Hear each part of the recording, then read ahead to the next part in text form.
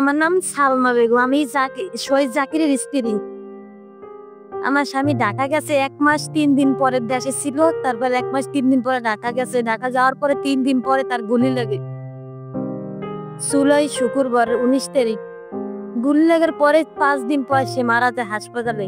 কিন্তু আমরা যাওয়ার জন্য অনেক চেষ্টা করছি, কোনো বিলি যাইতে পারি নাই। অনেক বন্ধ ছিল, তারপর ওই হরতাল ছিল, আমরা যাইতে পারি না। আমার একটা মেয়ে আর আমার স্বামী আমার স্বামী আসলে আমাদের সম্বল, দেখাশোনা সবকিছু দায়িত্ব একমাত্র সে ছিল।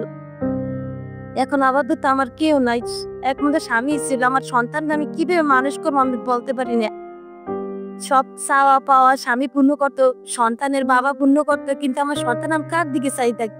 একটা স্বামী স্ত্রী মিল মহব্বত মনে করতো, স্বামী যেটা দেহা অন্য কথা কোনোদিন কারো কাছে বলা যায় না যে স্বামী স্ত্রীর যে কত কথা, কত চাওয়া পাওয়া।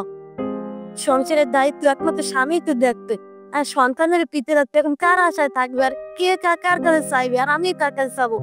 একটা জিনিস আমার অনেক কষ্ট হয়, আমাদের জীবনে অনেক কষ্টের বিয়ে, আমরা অনেক স্মৃতি আমাদের স্বামী স্ত্রীর ভিতরে। এই আমাকে 16 বছর হিসাবে বিয়ে হয়েছে, আমার সন্তানের 13 বছর। আমাকে অনেক জীবনে অনেক স্মৃতি আছে, অনেক কষ্টের বিয়ে, অনেক ঝামেলা হয়েছে, কিন্তু এই 2-3 বছর ধরে আমাদের সম্পর্ক অনেক ভালো হয়েছে। আমার সন্তান নিয়ে সুখী দিন কাটছি।